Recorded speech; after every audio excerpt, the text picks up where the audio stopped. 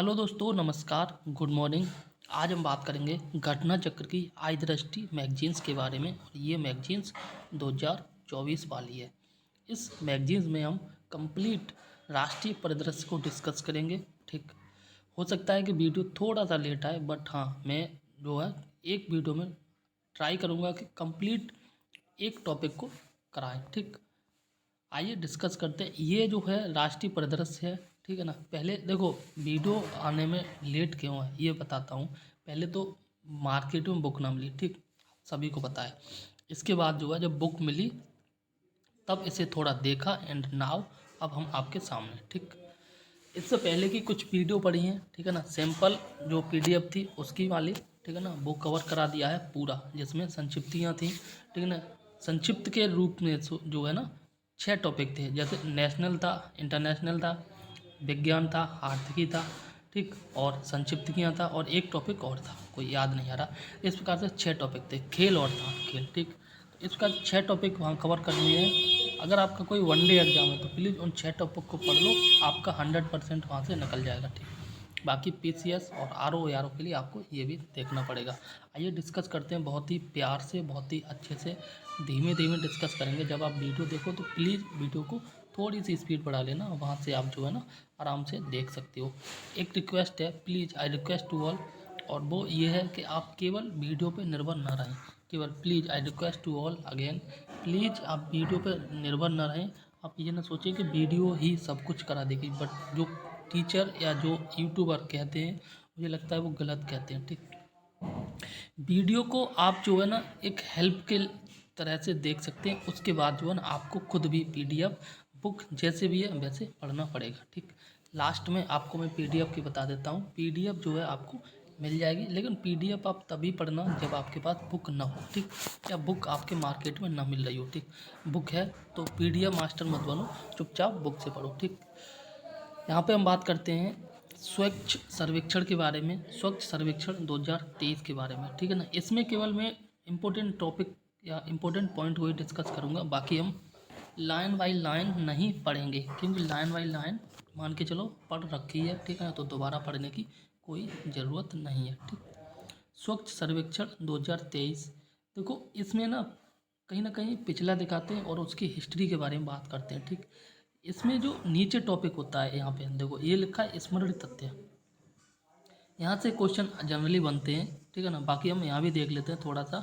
तो यहाँ पे जो कह रहा है, ये कह रहा है 11 जनवरी 2024 को राष्ट्रपति महामहिम द्रौपदी मुर्मू ने जो है स्वच्छ सर्वेक्षण 2023 के परिणाम घोषित किए थे। यहाँ पे क्वेश्चन बन सकता है कि स्वच्छ सर्वेक्षण 2023 के परिणाम किसने घोषित किए।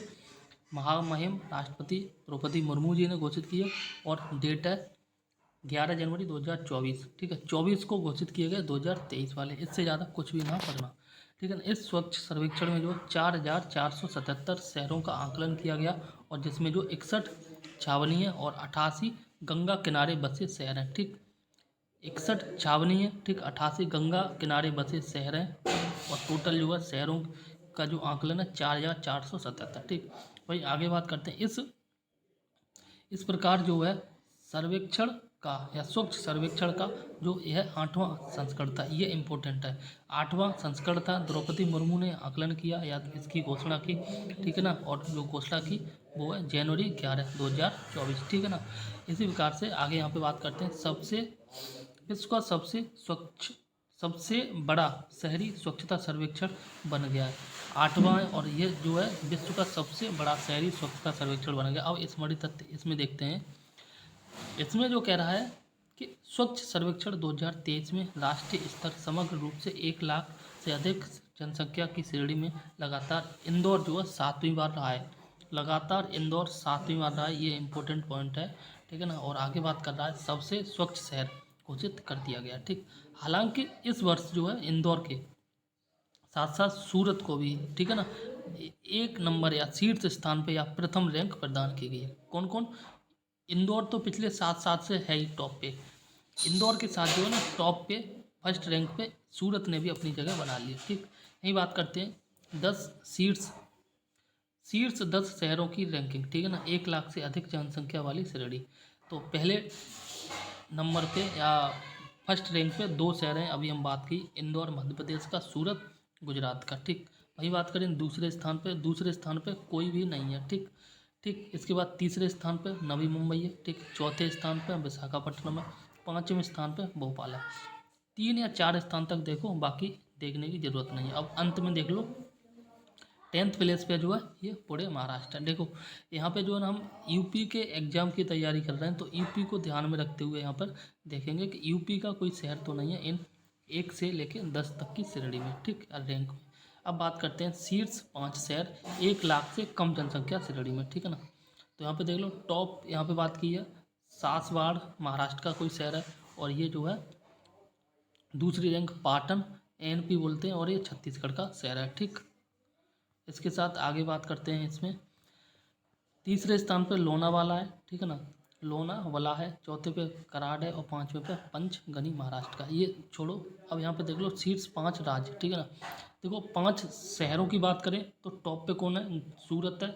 ठीक है ना, पहली बार। और इंदौर है मध्य प्रदेश का, 7वीं बार लगातार हुआ है टॉप। ठीक, अब 5 राज्यों की अगर हम बात करें, 5 राज्यों में टॉप पे है ये महाराष्ट्र। इंपॉर्टेंट है, याद कर लेना। दूसरे स्थान पे मध्य प्रदेश, तीसरे स्थान पे जो है ना छत्तीसगढ़ है। ठीक, तो टॉप पे कौन है? महाराष्ट्र है। ठीक, यहीं पे देखो यूपी के एग्जाम की हम बात कर रहे हैं, तो यहाँ पे जो है 27 राज्यों की इस सूची में यूपी का 9वां स्थान है। ये इम्पोर्टेंट है। रीजन ये है कि हम यूपी के एग्जाम की तैयारी कर रहे हैं, तो यहाँ पे क्वेश्चन पूछा जा सकता है, स्वच्छ सर्वेक्षण 2023 में उत्तर प्रदेश का कौन सा स्थान है? ठीक, तो उत्तर प्रदेश का 9वां स्थान है। और बिहार का, यूपी के बाद बिहार है, तो बिहार इतना इंपॉर्टेंट नहीं होगा अगर हम बिहार के एग्जाम की तैयारी करेंगे, तो ये भी इम्पोर्टेंट है। ठीक, तो बिहार का जो है 15वां स्थान है। ठीक, आगे बात करते हैं शीर्ष 5 गंगा नगर। ठीक है ना, गंगा के किनारे बसे हुए शहर, उनकी संख्या कितनी बताई थी? 77। इसमें टॉप 5 की यहाँ पे बात की गई है। तो पहले नंबर पे, पहली रैंक पे वाराणसी, उत्तर प्रदेश का शहर है। फिर दूसरी रैंक पे प्रयागराज, ये भी उत्तर प्रदेश का। तीसरी रैंक पे बिजनौर, ये भी उत्तर प्रदेश पे। ठीक, वहीं चौथे रैंक पे जो है ना, ये आपका हरिद्वार है, उत्तराखंड का। और 5वें रैंक पे कन्नौज, उत्तर प्रदेश का। ठीक, फर्स्ट 3 देख लो, गंगा किनारे बसे शहर, वाराणसी, प्रयागराज और बिजनौर। ठीक, नाउ आगे बात करते हैं। यहाँ पे कह रहा है मध्य प्रदेश स्थित महू छावनी। मध्य प्रदेश में एक महू छावनी है, उस छावनी को जो भारत का सबसे स्वच्छ छावनी घोषित किया गया है। ठीक, 1 लाख से अधिक जनसंख्या श्रेणी में 20 शहरों में उत्तर प्रदेश के केवल जो है ना एक शहर, ठीक है ना, शामिल किया गया। शहर का नाम नोएडा, और इसका स्थान है 14वां स्थान। 20 शहर इकट्ठे किए गए उत्तर प्रदेश के। 20 शहर जो है 1 लाख से अधिक जनसंख्या वाले इकट्ठे किए गए, जिसमें उत्तर प्रदेश का केवल एक ही शहर शामिल किया गया, नोएडा, 14वां स्थान है, 14th। ठीक, आगे बात करें तो यहाँ पे बात करो, इस श्रेणी में जो है गाजियाबाद को 38वां स्थान मिला है। ठीक, गाजियाबाद को 38वां स्थान, अलीगढ़ को 40वां स्थान, वाराणसी को 41वां, ठीक, और लखनऊ को जो 44वां स्थान, फिरोजाबाद को 52वां स्थान, और प्रयागराज को 71वां स्थान प्राप्त हुआ है। ये सब मोस्ट इंपॉर्टेंट नहीं है, मोस्ट इंपॉर्टेंट केवल 2 पॉइंट है कि टॉप पे स्टेट कौन है? ठीक है ना, महाराष्ट्र है। ठीक, और टॉप यूपी का स्टेट में कौन सा स्थान है? 9वां। ठीक है ना, और जो शहर है, शहर में जो है ना 2 शहर पहली रैंक में, एक इंदौर और दूसरा जो सूरत। इससे ज़्यादा कुछ भी याद करने की ज़रूरत नहीं है, इतना याद कर लो। किस्मत अच्छी रही तो यहीं से क्वेश्चन बन जाएगा। ठीक, चंडीगढ़ को जो सर्वश्रेष्ठ सफाई मित्र सुरक्षित शहर घोषित किया गया है। ठीक, आगे बात करते हैं इसी में कचरा मुक्त शहरों की स्टार रेटिंग प्रोटोकॉल के तहत जो है नोएडा को जो 5 स्टार शहर के रूप में प्रमाणित किया है। और स्वच्छ सर्वेक्षण 2023 के पुरस्कार समारोह के दौरान जो वर्ष 24 के लिए स्वच्छ भारत मिशन के गीत का भी विमोचन किया है, जो नेक्स्ट ईयर 2024 में होगा, मतलब अभी जो चल रहा है उसमें जो स्वच्छ भारत सर्वेक्षण मिशन होगा उसका गीत भी अभी लॉन्च कर दिया है। इस गीत का नाम है नया संकल्प नया प्रकल्प। ठीक है ना, और इस गीत के जो गीतकार या सिंगर हैं वो कैलाश खेर हैं। ठीक, ये इनको आप अच्छे से जानते होंगे। नाउ बात करते हैं पीएम जनमन योजना के बारे में। ठीक, 2011 की जनगणना के अनुसार जो भारत में अनुसूचित जनजाति की आबादी, मतलब एसटी की आबादी करीब 10.45 करोड़ थी। पिछला डाटा है, ठीक है ना, अभी करंट अफेयर का नहीं है, लेकिन ये भी इम्पोर्टेंट है। जो 2011 की जनगणना से संबंधित है, आ सकता है कुछ, इसलिए पढ़ रहे हैं। ठीक, इसमें जो 18 राज्य और केंद्र शासित प्रदेश अंडमान और निकोबार द्वीप समूह में जो है द्वीप समूह में निवास करने वाले 75 समुदायों को विशेष रूप से संवेदनशील जनजातीय समूहों, ठीक है ना, इसमें घोषित किया गया। इसको जो शॉर्ट फॉर्म में बोलते हैं पीवीटीजी, ठीक है ना, इस पीवीटीजी बोलते हैं के रूप में वर्गीकृत किया गया। इस समूहों को सामाजिक रूप से, आर्थिक रूप से, शैक्षिक रूप से असुरक्षा का सामना करना पड़ रहा था, ठीक है ना। इसलिए आगे बात की जा रही है कि केंद्रीय वित्त मंत्री निर्मला सीतारमण ने अपने बजट भाषण 2023-24 में जो है विशेष रूप से संवेदनशील जनजातियों समूहों को सामाजिक आर्थिक स्थितियों को सुधारने के लिए एक योजना के प्रारंभ करने की बात की गई थी या घोषणा की थी, ठीक है ना। ये योजना का नाम है PMPVTG विकास मिशन, ठीक है ना। और अनुसूचित जनजातियों के विकास के लिए विकास कार्य योजना के तहत जो अगले 3 वर्षों में इस मिशन को लागू करने के लिए जो 15,000 करोड़ रुपए उपलब्ध कराने की बात की गई थी, ठीक है ना। तो इसमें केवल इतना याद कर लो, PVTG योजना की घोषणा किसने की? वित्त मंत्री निर्मला सीतारमण ने की, ठीक है ना। 2023-24 का जो बजट घोषणा की उसी समय, ठीक है ना। इस योजना में जो अगले 3 वर्षों में, ठीक है, 15,000 करोड़ रुपये उपलब्ध कराने की बात की गई, ठीक है ना। इतना याद कर लो। नेक्स्ट क्वेश्चन कह रहा है, नेक्स्ट क्वेश्चन है यहाँ पर टॉपिक है, ठीक है ना। यहाँ पे देख लो, इस मिशन के तहत जो PVGT परिवारों को सुरक्षित आवास और PVGT जो फैमिली है SC ST को जो सामाजिक रूप से, आर्थिक रूप से, शैक्षिक रूप से कमज़ोर है उनका जो है देखभाल करनी है, ठीक है ना। और उसी के लिए 15,000 करोड़ रुपए राशि की घोषणा की गई है, ठीक। प्रधानमंत्री नहीं, यहाँ पर वित्त मंत्री निर्मला सीतारमण ने 2023-24 के बजट घोषणा की, उसी दौरान इस योजना की घोषणा की, ठीक। इसमें जो है सुरक्षित आवास दिया जाएगा, स्वच्छ पेयजल दिया जाएगा, स्वच्छता, शिक्षा, स्वास्थ्य, पोषण, सड़क, दूरसंचार, संपर्कता, संधारणीय और आजीविका जैसे बुनियादी सुविधाएं उपलब्ध कराई जाएंगी, ठीक है ना। अब बात करते हैं, देखो मैं टॉपिक को 2 बार इसलिए बोलता हूँ जिससे कि आप एक बार सुनो, दूसरी बार याद करो, ठीक है ना। जब आप बुक पढ़ोगे तो बहुत ही आराम से चीज़ें रिकॉल हो जाएंगी। स्मरणीय तथ्य इसी योजना के तहत स्मरणीय तथ्य के देख लो। 15 नवंबर 2023 में, अभी दिसंबर से पहले नवंबर में, प्रधानमंत्री मोदी ने जो है जनजातीय गौरव दिवस के अवसर पर जो है झारखंड में खूंटी जिले, झारखंड का एक खूंटी जिला है, इसमें जो है प्रधानमंत्री जनजाति आदिवासी न्याय महाअभियान, ठीक है, PM जन मन की शुरुआत की। देखो ऊपर जो है बात की गई है ना PVGT की, उस योजना को निर्मला सीतारमण के द्वारा लॉन्च किया गया, ठीक है ना। 15,000 करोड़ रुपया उसकी राशि थी।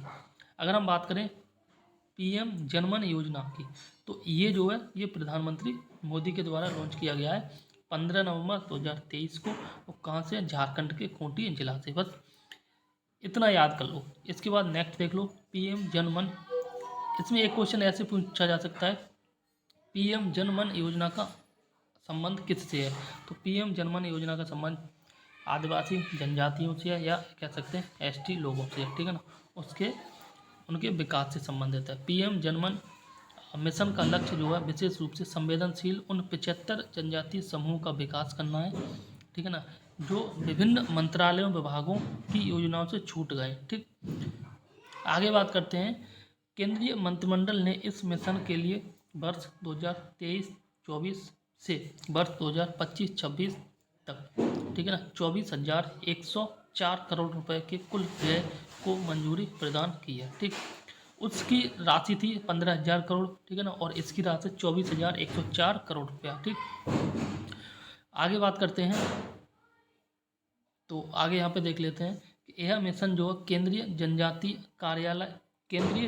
कार्य मंत्रालय सहित 9 मंत्रालयों के माध्यम से, एक तो केंद्रीय जनजाति कार्य मंत्रालय इस मिशन में काम करेगा, इसके साथ अन्य 9 मंत्रालय भी कार्य करेंगे, और इनके माध्यम से जो 11 सूत्रीय क्षेत्र, मतलब 11 क्षेत्रों में जनजातियों का विकास किया जाएगा। वो क्षेत्र कौन कौन से हो सकते हैं?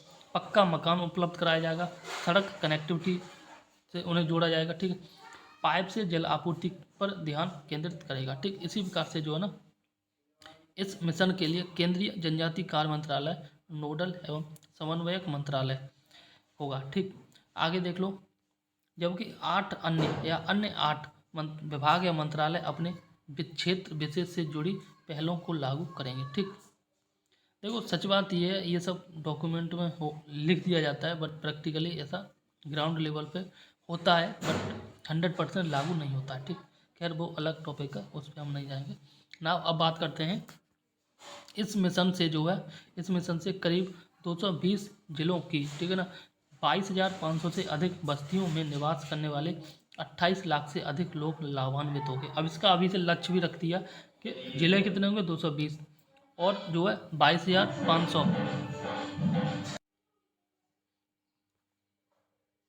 आगे बात करेंगे, इस मिशन से जो है करीब 220 जिले लाभान्वित होंगे और उसमें रहने वाली जो है 22,500 से अधिक बस्तियां लाभान्वित होंगी और 28 लाख से अधिक लोग लाभान्वित होंगे। ठीक, ये अंदर का डेटा है, ये मेंस के पॉइंट ऑफ व्यू से ज़्यादा इंपॉर्टेंट है। आगे देखते हैं, इस मिशन से जो है देश के 18 राज्यों और अंडमान और निकोबार द्वीप समूह में रहने वाली PVTG जो जनजातियाँ, इनकी सामाजिक आर्थिक स्थिति में सुधार होगा। ठीक, आगे बात करते हैं 25 दिसंबर 2023 को, कब, 25 दिसंबर 2023 को केंद्रीय जनजातीय कार्य मंत्रालय ने PM जनमन के तहत एक सूचना, शिक्षा और संचार अभियान की शुरुआत की। ठीक है ना, देखो PM जनमन योजना प्रधानमंत्री मोदी जी के द्वारा लॉन्च की गई 14 नवंबर को। ठीक, डेट 14 नवंबर ही थी, एक मिनट, एक 14 नहीं, ये 15 नवंबर 2023 थी। ठीक, और यहाँ पे हम बात कर रहे हैं, यहाँ पे देखते हैं, यहाँ पे बात की जा रही है 25 दिसंबर 2023 से जो केंद्रीय जनजातीय कार्य मंत्रालय ने PM जनमन योजना के तहत, उसी के अंडर में जो है PM जनमन योजना के अंडर में और केंद्रीय जनजातीय कार्य मंत्रालय ने, ठीक है ना, एक सूचना, शिक्षा और संचार अभियान की शुरुआत की है। ठीक, कब, 25 दिसंबर 2023 को। बहुत ही इम्पोर्टेंट है, याद कर लेना, यहाँ से क्वेश्चन बनने के चांस हैं। इस अभियान को जागरूकता बढ़ाने और PVTG, ठीक है ना, बहुल जनजातीय बस्तियों में सरकारी योजनाओं की 100% पहुँच सुनिश्चित करने के लिए प्रारंभ किया गया। ठीक, आगे बात करते हैं नमो ड्रोन दीदी योजना। देखो ये योजना जो है ना, ये योजना पहले हम समझ लेते हैं लाइन बाई लाइन, इसको नहीं पढ़ेंगे। ठीक है ना, इस योजना के तहत जो है ना, सरकार, केंद्र सरकार की योजना है, केंद्र सरकार जो है किसानों को ड्रोन उपलब्ध कराएगी उर्वरक लगाने के लिए। ठीक है ना, जो यूरिया लगाते हैं, DAP लगाते हैं खेत में, तो उस ड्रोन में एक टैंक होगा, उसमें भरो और ड्रोन को उड़ा दो और खेत के एक कोने पे खड़े हो जाओ रिमोट कंट्रोल के साथ, और उसी से जो है पूरे खेत में यूरिया लग जाएगी, ऊपर से आएगी। ठीक, इसी से संबंधित है इस योजना। ठीक, और इस योजना के तहत जो है ना, सरकार जो है ड्रोन उपलब्ध कराएगी, बस यही है। अब यहाँ पे स्मरणीय तथ्य देख लेते हैं जो इम्पोर्टेंट है। ठीक, तो यहाँ पे जो है 29 नवंबर 2023 को केंद्रीय मंत्रिमंडल ने जो नमो ड्रोन दीदी योजना शुरू की। डेट याद कर लो, ठीक है ना, 29 नवंबर 2023 को केंद्रीय मंत्रिमंडल ने, केंद्र सरकार की योजना है नमो ड्रोन दीदी योजना जो है मंजूरी दी।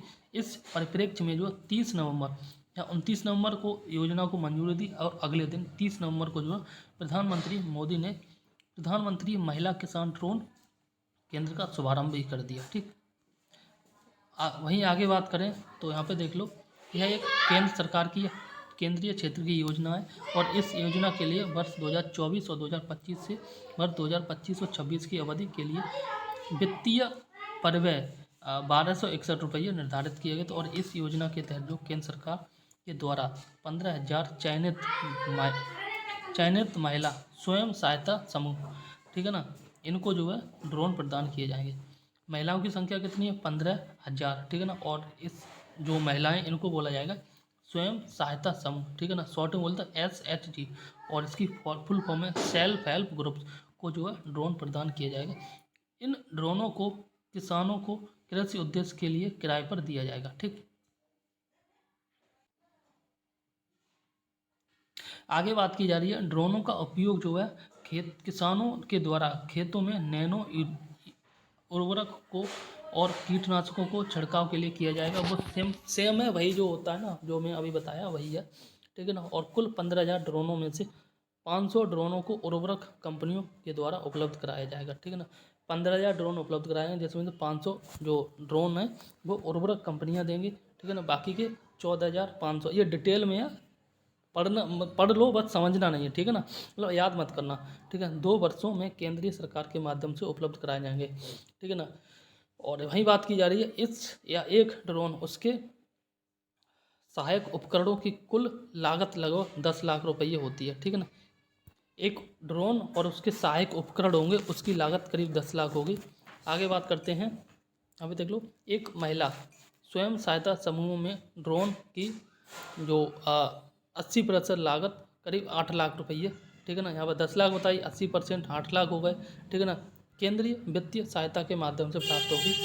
केंद्र सरकार 80% लागत ड्रोन की स्वयं देगी, बाकी 20% खुद करना होगा, ठीक है ना। और ड्रोन की कुल लागत ड्रोन प्लस उसके सहायक उपकरणों के सहित 10 लाख के करीब होगी, ठीक।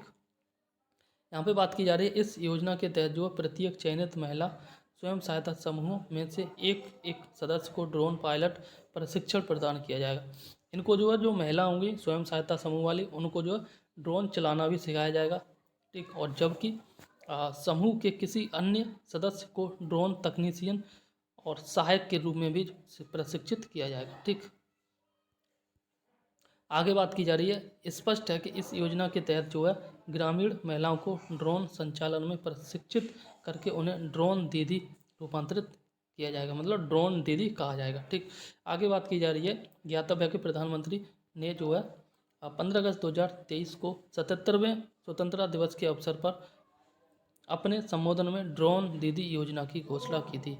ये क्वेश्चन बन सकता है कि ड्रोन दीदी योजना की घोषणा पीएम मोदी के द्वारा कब की गई थी, तो यहाँ पर देख लो, 15 अगस्त 2023 को की गई थी, 77वां स्वतंत्रता दिवस था, ठीक है ना। और ड्रोन दीदी योजना का संबंध जो है उर्वरकों के छिड़काव से संबंधित है। बस इतना याद कर लो, इससे ज़्यादा याद करने की ज़रूरत नहीं है, ठीक। अब बात करते हैं 5 राज्यों में चुनाव। ये ट्रिपल स्टार नहीं, 5 स्टार क्वेश्चन है, यहाँ से मैं लिख के दे सकता हूँ। यहाँ से जो 5 राज्यों के चुनाव हुए, यहाँ से आपके 1 या 2 क्वेश्चन 100% देखने को मिलेगा। यहाँ से पूछा क्या क्या जा सकता है वो देख लेते हैं। तो यहाँ से जो है ना राज्यों के, 1 मिनट, जो राज्य इनके अभी नए सीएम कौन बने, ठीक है ना, ये पूछा जा सकता है। डिप्टी सीएम कौन बने, ये पूछा जा सकता है। इनकी विधानसभा सीटें क्या रहीं, ठीक है ना, ये पूछा जा सकता है। ये 3 टॉपिक मोस्ट इंपॉर्टेंट है। इसके साथ चौथा टॉपिक है, दैट इज विधानसभा अध्यक्ष, चेयरमैन, ठीक है ना, या स्पीकर कहते हैं।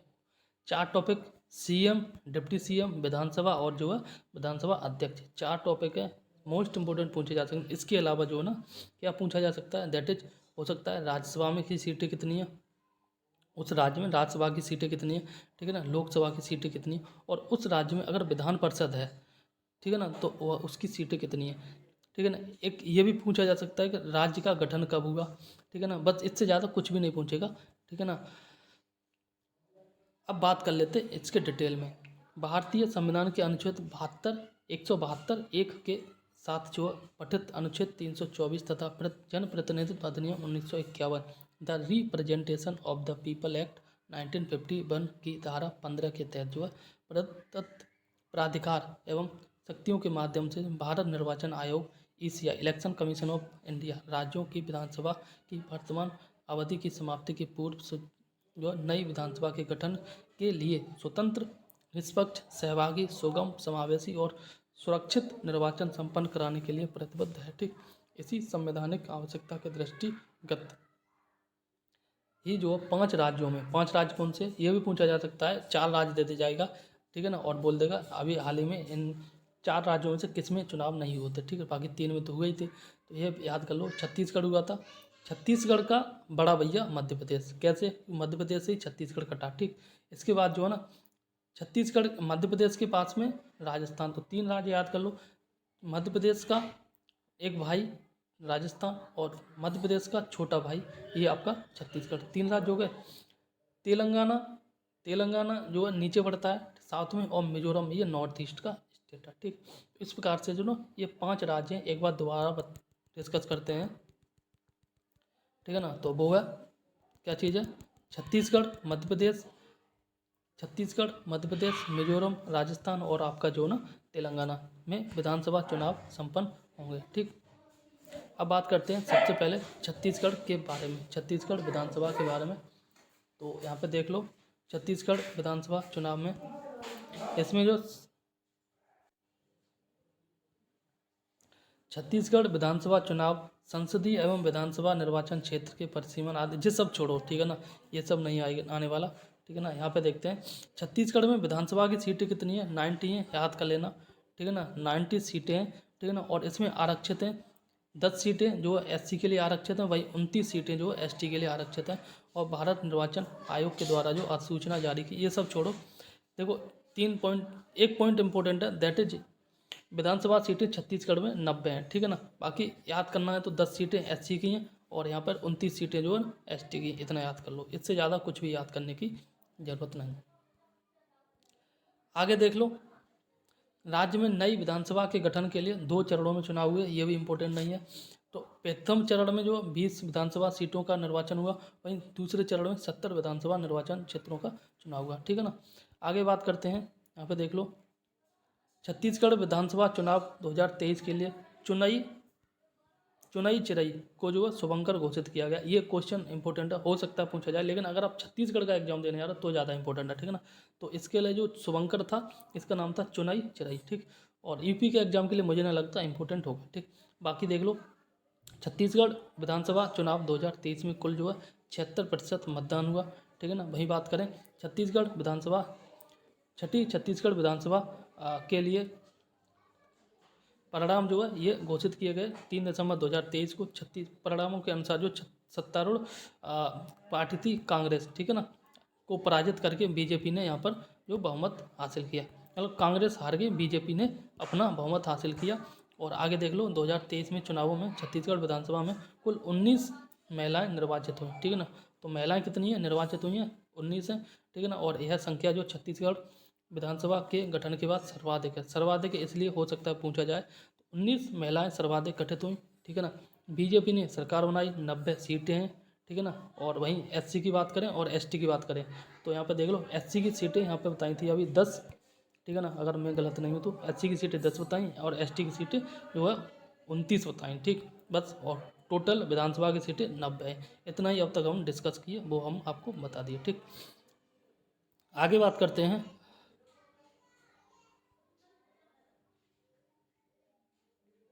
यही है 13 दिसंबर 2023 को जो रायपुर स्थित साइंस कॉलेज मैदान में जो ना नव निर्वाचित जो सीएम थे उन्होंने वो शपथ ग्रहण की। और इन सीएम का नाम है विष्णु सहाय देव। क्या नाम है, विष्णु सहाय देव, सिंपल याद कर लो, विष्णु सहाय देव छत्तीसगढ़ के नए सीएम बने, ठीक है ना। छत्तीसगढ़ में 90 सीटें हैं, एससी के लिए 10 सीटें रिजर्व की गई और 29 सीटें जो एसटी के लिए निर्वाचित या रिजर्व की गई, ठीक है ना।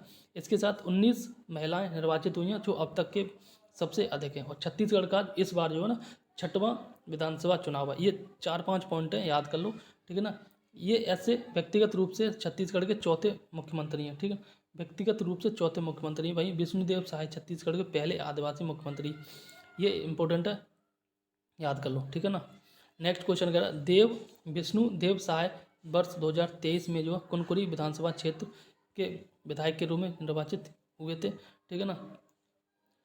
विष्णु देव सहाय जो है इनकी विधानसभा क्षेत्र जो है ये कुनकुरी है, ठीक। और पहले आदिवासी मुख्यमंत्री हैं। और अरुण साव, ये इंपॉर्टेंट, उप मुख्यमंत्री 2 लोग चुने गए हैं, एक अरुण साव है और एक जो है ना विजय साव, एक अरुण साव और एक विजय शर्मा, इनको जो है ना उप मुख्यमंत्री नियुक्त किया गया है, ठीक। और छत्तीसगढ़ के पूर्व मुख्यमंत्री रमन सिंह थे, ठीक है ना, विधानसभा अध्यक्ष बना दिया गया। देखो एक बार अगर हम रिवीजन के तौर पे कहें तो विधानसभा सीटें 90 हैं, ठीक है ना। 90 में 10 सीटें एससी के लिए आरक्षित की गई हैं और 29 सीटें 29 सीटें जो है ये एसटी के लिए आरक्षित की गई हैं। विष्णुदेव सहाय नए सीएम बने और नए जो विधानसभा अध्यक्ष हैं ये रमन सिंह, और रमन सिंह जो है पूर्व सीएम रह चुके हैं, ठीक। इसके साथ बात कर लेते हैं 2 नए उप मुख्यमंत्री चुने गए, अरुण साव और विजय शर्मा को, ठीक है ना। और यहाँ पे एक चीज़ और देख लो, दैट इज ये विष्णु देव सहाय जो है ये चौथे मुख्यमंत्री और पहले आदिवासी मुख्यमंत्री हैं, ठीक। इससे ज़्यादा कुछ भी देखने की जरूरत नहीं है। बाकी यहाँ पे देख लो ये सब नहीं पूछा जाएगा, क्रॉस भी है, ठीक। PDF आप ले लेना टेलीग्राम से। नेक्स्ट क्वेश्चन की बात करें तो ये है जो है मध्य प्रदेश विधानसभा चुनाव से संबंधित है। ठीक, तो मध्य प्रदेश विधानसभा चुनाव की अगर हम बात करें तो यहाँ पे देख लो, संसदीय विधानसभा निर्वाचन क्षेत्र में परिसीमन आदेश 2008। ये सब इंपॉर्टेंट नहीं है, बस इतना याद कर लो। मध्य प्रदेश में कुल 230 सीटें, कितनी सीटें 230 सीटें, और इसमें जो 35 सीटें अनुसूचित जातियों के लिए आरक्षित हैं, वहीं 47 सीटें जो है ST के लिए। ठीक है ना, तो 35 सीटें SC के लिए, 47 सीटें ST के लिए, टोटल सीटें 230 है, 230 है। ठीक, इसके बाद आगे देखते हैं राज्य में मतदान जो है ये 17 नवंबर को हुए थे संपन्न। ठीक है, 77% जो है वोट पड़े। ठीक है, 16वीं मध्य प्रदेश की विधानसभा है और इसके परिणाम जो 3 दिसंबर को घोषित किए गए थे। ठीक, ध्यान से सुन लेना, ठीक है ना, हो सके तो, और नोट डाउन कर लो।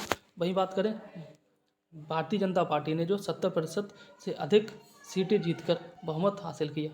छत्तीसगढ़ में भी बीजेपी बनी और यहाँ मध्य प्रदेश में भी जो है बीजेपी बनी। ठीक, 27 महिला विधायक बनी है। ठीक है ना, वही बात करें 13 दिसंबर 2023 को मध्य प्रदेश के जो CM बने ये मोहन सिंह यादव बने, या मोहन यादव लिखा, और ये जो भोपाल में मोहन सिंह यादव ने जो मध्य प्रदेश के मुख्यमंत्री के रूप में शपथ ग्रहण की। शपथ ग्रहण कहाँ पे की? भोपाल में। ठीक है ना, बाकी बात करें पूर्व मुख्यमंत्री के मध्य प्रदेश में, वो सबको पता है, शिवराज सिंह चौहान थे। ठीक, आगे यहाँ पे देख लो, मोहन सिंह यादव वर्ष 2023 के विधानसभा चुनाव में उज्जैन दक्षिण, ठीक है ना, उज्जैन दक्षिण विधानसभा क्षेत्र के रूप में विधायक निर्वाचित हुए हैं। इनकी विधानसभा सीट उज्जैन दक्षिण है। भोपाल में इन्होंने जो है शपथ ग्रहण की। मोहन सिंह यादव मध्य प्रदेश के नए मुख्यमंत्री बने और पूर्व मुख्यमंत्री शिवराज सिंह चौहान है। और मध्य प्रदेश में जो है विधानसभा की सीटें 230 हैं। ठीक, कितनी सीटें? 230। इससे ज़्यादा आपको याद मत करना। एक चीज़ और, ये केंद्रीय मंत्री थे नरेंद्र सिंह तोमर, इनको जो है ना विधानसभा अध्यक्ष बना दिया गया। और उप मुख्यमंत्री और याद कर लो, ठीक है ना, उप मुख्यमंत्री और याद कर लो, उप मुख्यमंत्री 2 बनाए गए। ठीक है, जगदीश देवड़ा और जो राजेंद्र शुक्ला।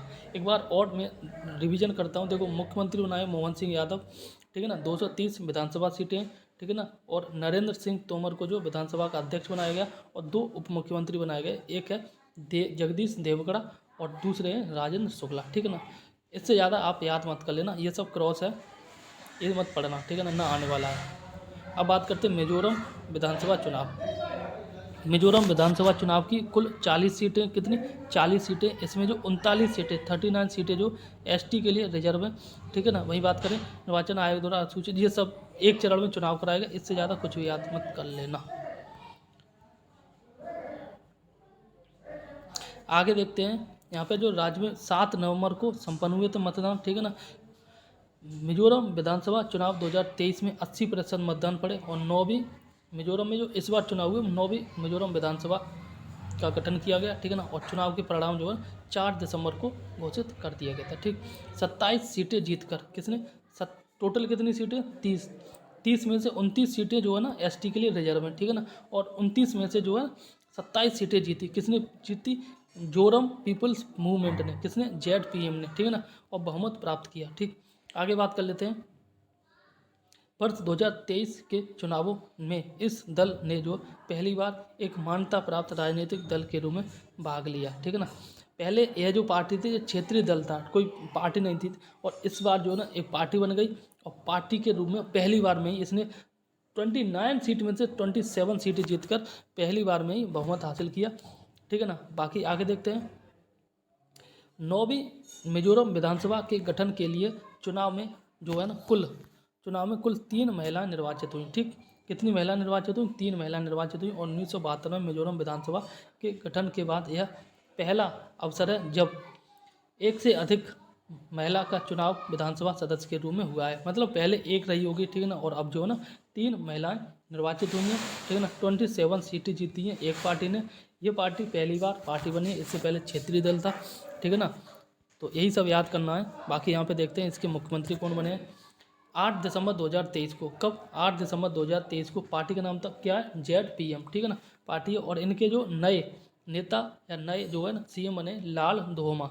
इंपॉर्टेंट है, याद कर लेना, मिजोरम के मुख्यमंत्री के रूप में शपथ ग्रहण किया।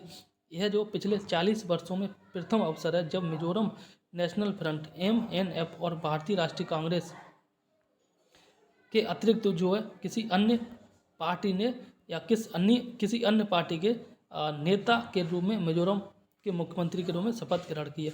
सिंपल है, पिछले 40 साल में जो दो पार्टियां एक तरह से गठबंधन के साथ मिजोरम में अपनी सरकार चलाती थी। पहली कांग्रेस, ठीक, और दूसरी थी नेशनल ये MNF, मिजो नेशनल फ्रंट, ठीक है ना। लेकिन इन दोनों को हरा के एक दूसरी पार्टी ने इस बार बहुमत में सत्ता हासिल की है और वो है ZPM, ठीक। और इनके नए मुख्यमंत्री बने हैं लाल दोहमा। अब इनसे संबंधित इम्पोर्टेंट फैक्ट ये अभी हम पढ़ते हैं, ठीक है ना। लाल रेनपोई मिजोरम की पहली महिला कैबिनेट मंत्री बनी है और राज्य के इतिहास में मंत्री पद का ग्रहण करने वाली ये तीसरी महिला बनी है। ये लाल दोहमा, इनका थोड़ा जान लेते हैं ये कौन है, ठीक है ना। ये पूर्व IPS अधिकारी हैं लाल दोहमा, जो मिजोरम के इस बार छठे मुख्यमंत्री बने हैं और जो है विधानसभा, मिजोरम विधानसभा 2023 विधानसभा चुनाव में ये शेरछिप विधानसभा से निर्वाचित हुए हैं, ठीक। इम्पोर्टेंट ये पूर्व IPS अधिकारी रहे और इन्होंने जो इंदिरा गांधी जो प्रधानमंत्री थी उनकी सुरक्षा में तैनात रहे। और वर्ष 1984 के में ये जो भारतीय राष्ट्रीय कांग्रेस के प्रत्याशी के तौर पर भी पहले ये भारतीय राष्ट्रीय कांग्रेस के से भी जुड़े थे, उसके मिजोरम से लोकसभा सदस्य के रूप में भी चुने गए, ठीक। पहले ये भारतीय राष्ट्रीय कांग्रेस के जुड़े थे, ठीक है ना, उसके नेता थे। 1984 में मिजोरम के एक लोकसभा सीट से ये चुने भी गए, ठीक है ना। और बात करें 1988 की, तो 1988 में इन्होंने दल बदल किया और दल बदल करने वाले प्रथम ये ऐसे व्यक्ति हैं जिन्हें अयोग्य घोषित कर दिया गया। तो यहाँ पर क्वेश्चन बन सकता है कि प्रथम दल बदल विरोधी कानून के तहत जो है प्रथम ऐसा कौन व्यक्ति है जो अयोग्य घोषित कर दिया गया, ठीक है ना। ये लाल दोहमा है।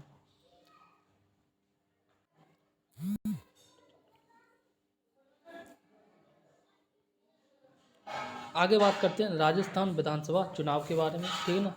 तो राजस्थान विधानसभा चुनाव में जो ना राजस्थान विधानसभा में कुल 230 सीटें हैं, ठीक। इसमें जो 34 सीटें 34 सीटें SC के लिए आरक्षित है, वहीं 25 सीटें जो अनुसूचित जनजाति ST के लिए आरक्षित हैं, ठीक। आगे देखते हैं भारत निर्वाचन आयोग के द्वारा जारी सूचना, ये सब छोड़ दो। एक चरण में चुनाव हुए थे और राज्य में मतदान जो है ये 25 नवंबर को संपन्न हुआ, ठीक। राजस्थान की बात की जा रही है, ठीक। वहीं बात करें राजस्थान विधानसभा चुनाव 2023 में कुल 74.62% वोट पड़े और 16वीं राजस्थान विधानसभा का गठन किया गया इस बार, ठीक है ना। और 3 दिसंबर को जो है ना ये चुनाव घोषित किए गए, ठीक। इसी प्रकार से जो है आगे देखो 200 सीटों में से केवल 199 सीटों पर जो है चुनाव आयोजित कराए गए थे। एक श्री गंगानगर जिले की एक विधानसभा सीट थी जिनके जो विधायक थे ये करणपुर विधानसभा थी, ठीक है ना। निर्वाचित क्षेत्र से भारतीय राष्ट्रीय कांग्रेस के एक उम्मीदवार थे जिनका नाम था गुरमीत सिंह कुनूर, इनका निधन हो गया, ठीक है ना। और इस कारण से जो इस निर्वाचन क्षेत्र का चुनाव स्थगित करा दिया गया था। वहीं आगे बात करें 8 जनवरी 2024 को करणपुर विधानसभा क्षेत्र में ही उपचुनाव के जो घोषणा की गई, ठीक है ना। आगे बात करते हैं इस सीट पर जो रूपेंद्र सिंह कनूर, क्या नाम, रूपेंद्र सिंह कनूर भारतीय राष्ट्रीय कांग्रेस विजयी घोषित हुए, ठीक। आगे देखते हैं घोषित परिणामों के अनुसार जो है राजस्थान में सत्तारूढ़ भारतीय राष्ट्रीय कांग्रेस को पराजित करके भारतीय जनता पार्टी ने बहुमत हासिल किया। राजस्थान में पहले कांग्रेस की पार्टी थी, कांग्रेस की सरकार थी, ये हार गई और जो है भारतीय जनता पार्टी ने बहुमत हासिल किया, ठीक। आगे देख लेते हैं राजस्थान में कुल जो है विधानसभा सीटें 230 थी, ठीक है ना। और इसमें जो कुल 20 महिलाएं जो निर्वाचित की गई हैं, ठीक। 230 मध्य प्रदेश में थी, यहाँ पर राजस्थान में 200 सीटें हैं, ठीक। आगे देखते हैं 20 महिलाएं जो है निर्वाचित की गई हैं। वहीं ये 15 दिसंबर 2023 को भजन लाल शर्मा, क्या नाम है, भजन लाल शर्मा जो राजस्थान के नए मुख्यमंत्री बनाए गए हैं। यहाँ पर एक इम्पोर्टेंट चीज़ ये है कि भजन लाल शर्मा पहली बार विधायक बने, पहली बार में ही इन्हें जो है मुख्यमंत्री बना दिया गया, ये किस्मत वाली बात है, ठीक।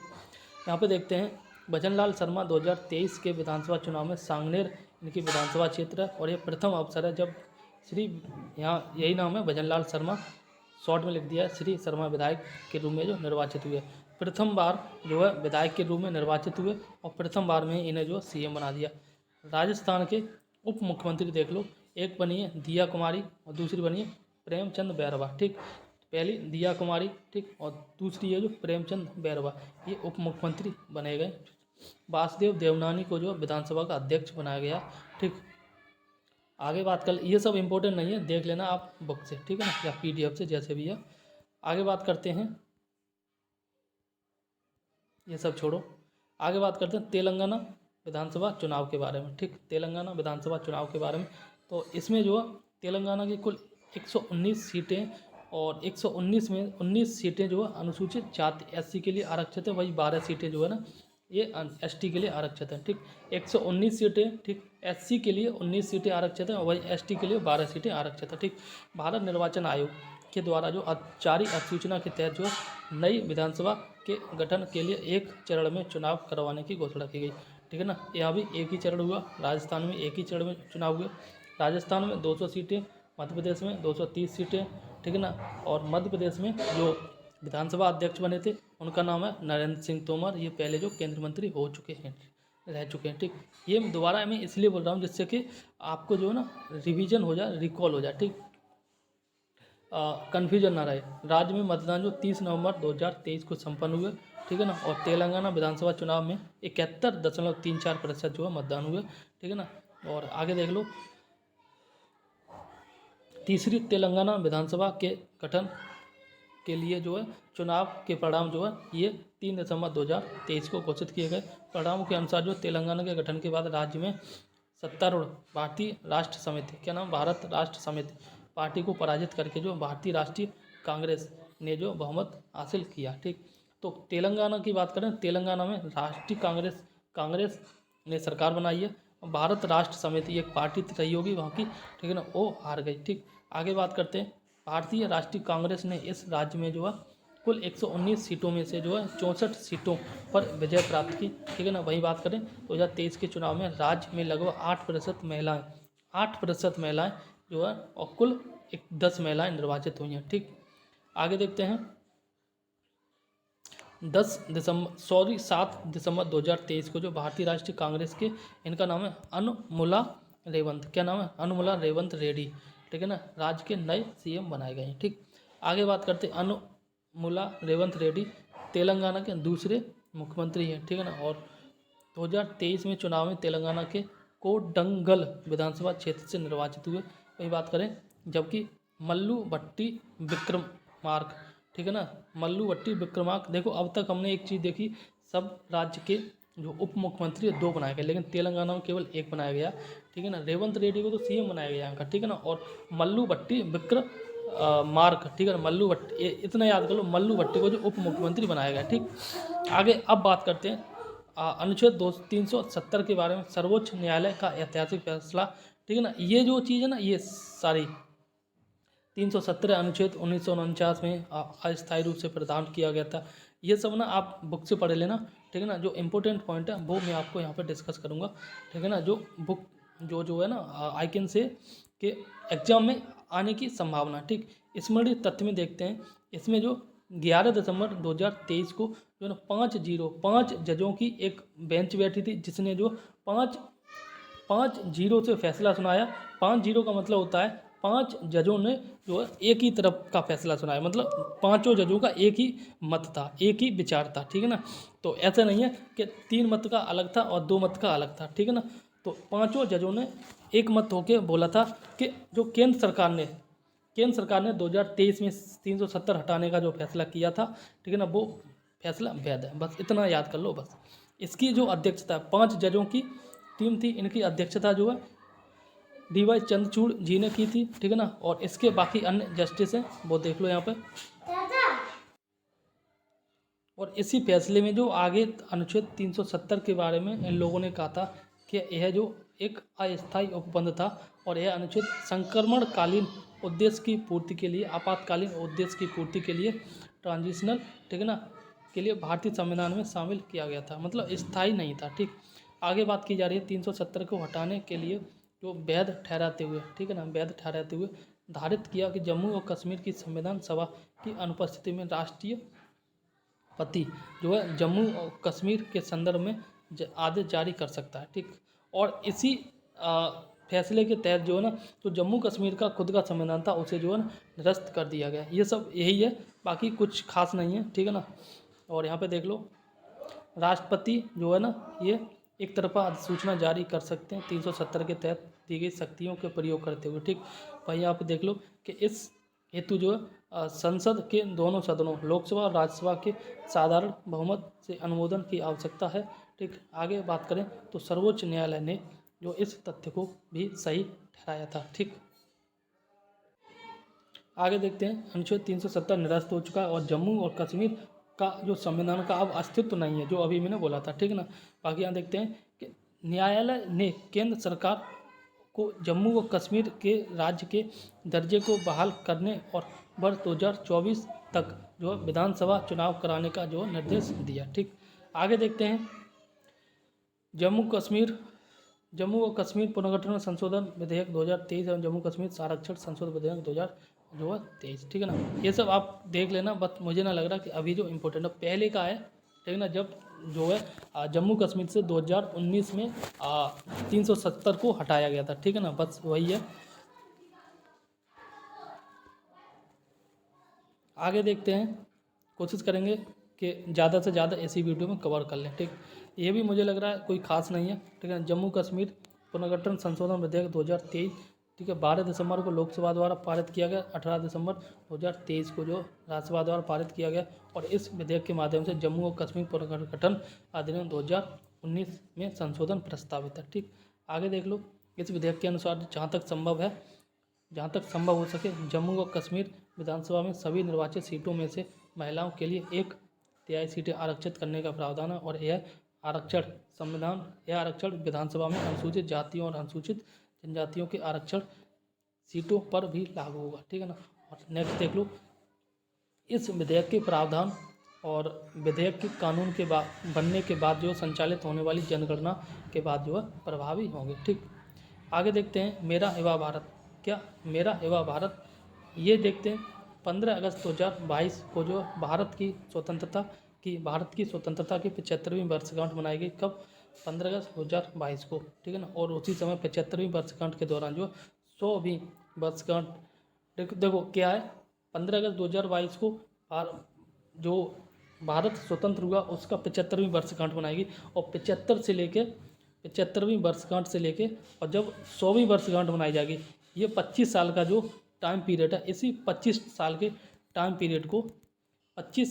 पीरियड को जो अमृत काल का नाम दिया गया, ठीक है ना। इसी के बाद देख लो, इस निर्णायक पड़ाव पर भारत के युवाओं को देश का भविष्य रचने में महत्वपूर्ण भूमिका निभानी है और देश में जो है वर्ष 2047 तक अमृत भारत निर्माण करने के एक परिवर्तनकारी विकास यात्रा आगे बढ़ रहा है। बट विजन 2047 को साकार करने के लिए एक ऐसे फ्रेमवर्क की आवश्यकता होगी जो ग्रामीण युवाओं, शहरी युवाओं और ग्रामीण और शहरी युवाओं को एक मंच पर लाकर खड़े करेंगे, ठीक है ना। तो ग्रामीण युवा, शहरी युवाओं को सम्मिलित रूप से इकट्ठे होकर विकास पे काम करना होगा और उसी से संबंधित है, ठीक। आगे देखते हैं, हमें बात कर रहा है कि इसी परिप्रेक्ष्य में जो केंद्र सरकार ने नए एक स्वायत्त शासी निकाय, इसका नाम है मेरा युवा भारत के रूप में जो है एक व्यापक सक्षम तंत्र की स्थापना का निर्णय लिया है, ठीक। इसकी थीम के बारे में बात करें, थीम देख लो, 31 अक्टूबर 2023 को राष्ट्रीय एकता दिवस के अवसर पर प्रधानमंत्री नरेंद्र मोदी ने नई दिल्ली स्थित कर्तव्य पथ पर जो है, ठीक है ना, देश के युवाओं के लिए, ठीक है ना, मेरा युवा भारत मंच का शुभारंभ किया। 31 अक्टूबर 2023 को किया गया। 31 अक्टूबर को जो है सरदार वल्लभ भाई पटेल की जयंती मनाई जाती है और राष्ट्रीय एकता दिवस होता है, ठीक है ना। इसी अवसर पर प्रधानमंत्री मोदी ने नई दिल्ली में, और एक चीज़ और, पहले कर्तव्य पथ का नाम राजपथ था, अब कर्तव्य पथ कर दिया, ठीक है ना, और ये भी नरेंद्र मोदी के द्वारा किया गया और इसी पथ पर जो है मेरा युवा भारत मंच का शुभारंभ किया गया।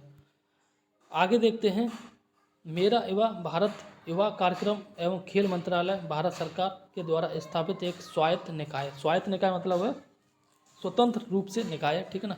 और यह युवा विकास और युवा नेतृत्व करने वाले विकास के लिए प्रौद्योगिकी द्वारा संचालित एक व्यापक संस्थागत तंत्र प्रदान करता है। ठीक, आगे बात करते हैं। मेरा युवा भारत को देश के युवाओं के लिए एक ही स्थान पर जो है संपूर्ण सरकारी मंच के रूप में सेवा प्रदान करने के लिए स्थापित किया गया और इस मंच के माध्यम से युवा अपनी आकांक्षाओं को, ठीक है ना, साकार कर सकेंगे एवं विकसित भारत के निर्माण में अपना जो है योगदान दे सकेंगे।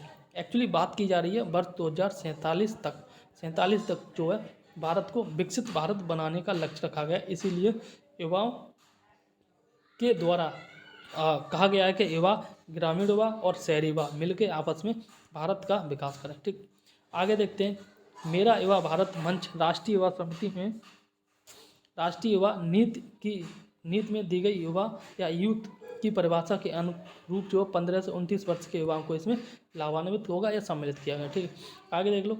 लेकिन विशेष रूप से जो किशोरों के लिए बनाए गए इस कार्यक्रम के घटकों को लाभार्थी वर्ष जो है अधिक होंगे, 10 वर्ष से 19 वर्ष के युवा। ठीक, इसमें जो है मेरा युवा भारत एक फिजिकल ना, ये फिजिकल होता है, ठीक है ना, मंच है। और यह जो है फिजिकल का तात्पर्य यहाँ पर है फिजिटल का तात्पर्य जो है, 1 मिनट में दोबारा आपको बोलता हूँ, जल्दबाजी में थोड़ा टेढ़ा बोल दिया।